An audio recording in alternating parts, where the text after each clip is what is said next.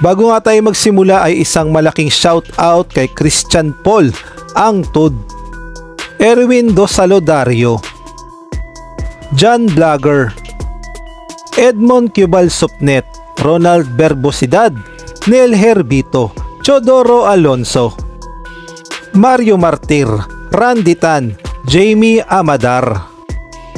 Pag-usapan nga natin ang Barangay Ginebra na alam naman nating lahat na lamang na ngayon sa serye ng PBA All Filipino Cup dahil sila nga ay may record ng 3-2 at isang panalo na nga lang ay pasok na sila sa finals. Samantalang ang Meralco Bolts naman ay naghahabol pa rin sa Barangay Ginebra at hindi nga sumusuko at paniguradong babawi sila sa Game 6 ng magiging laban nila sa Barangay Ginebra.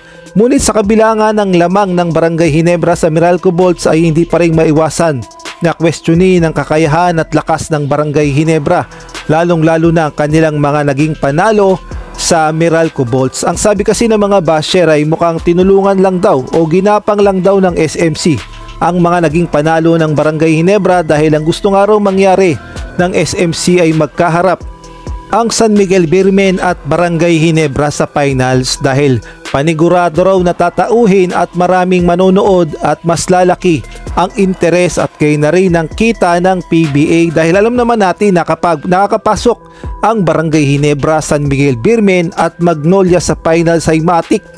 Talaga namang tinatangkilik ng mga fans at lalong lumalakas ang kita at lalong umiingay ang PBA. Kaya naman ayon nga sa mga report at gayon na rin sa mga paratang ng bashers ay mukha daw planado talaga ng SMC na makapasok ang Barangay Ginebra sa finals upang lalong tangkilikin.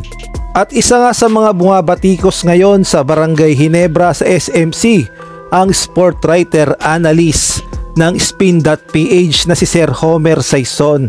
Talaga nga namang pinaninindigan ni Sir Homer Saison na scripted at nilalakad lang daw ng SMC ang mga panalo ng Barangay Ginebra dahil gusto nga daw makapasok sa finals at pinupost niya pa yan sa kanyang Twitter account. Ganyan nga ka-confident si Sir Homer Saison na nagkakaroon ng anomalya at dayaan ngayon sa PBA at mukhang gumagalaw daw ang mga galamay ng SMC upang makapasok lamang ang kani-kanilang kumpanya sa PBA finals. Kaya naman atin niyang isa-isahin ang mga reklamo ni Sir Homer Saison sa SMC, partikular na dito nga sa mga naging panalo ng Barangay Ginebra sa Meralco Bolts. At ito nga yung isang post ni Sir Homer Saison na talaga namang mainit-init pa sa kanyang Twitter account. Ang sabi niya nga, ang free throw attempts o ang free throw attempts daw ng Barangay Ginebra ay 30, sa Meralco naman ay 14. Tapos yung tawag daw na foul sa Ginebra ay 19, sa Meralco naman daw ay 26 at nanalo nga daw ang Barangay Ginebra sa final score na 89 at natalo naman ang Meralco sa final score na 84. Ang sabi niya nga, we're one Ginebra win away from an all SMC Filipino Cup Finals.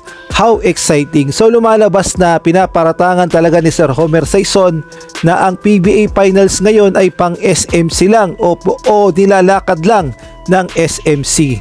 At ito pa nga yung isa niyang paratang nung Game 4 naman ito. Sinabi niya nga dito na smell fishy at scripted nga daw ang Game 4 kaya naman nanalo ang Barangay Ginebra sa Meralco Bolts. Ngunit sa mga pagbabatikos na yan ni Sir Homer Saison ay hindi na nga bago yan dahil noon pa man ay talaga namang haters na siya ng Barangay Ginebra. Kahit nga itong si Justin Brownlee noon ay binatikos ni Sir Homer Saison. Ang sabi niya kasi noon kay Justin Brownlee ay matanda na raw at mahina na raw ang tuhod at hindi na raw kakayanin pang mabuhat ang Barangay Ginebra.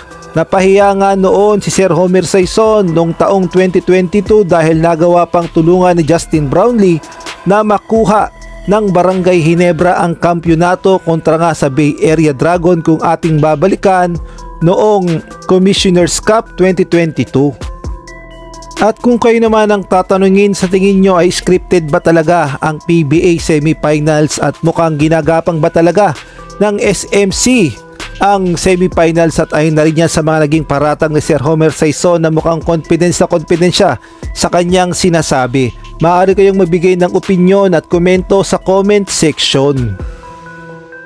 At sa ibang balita naman, wala pa ngang talo ang Gilas Pilipinas Women sa ginaganap ngayon na Under-18 SIABA Championship.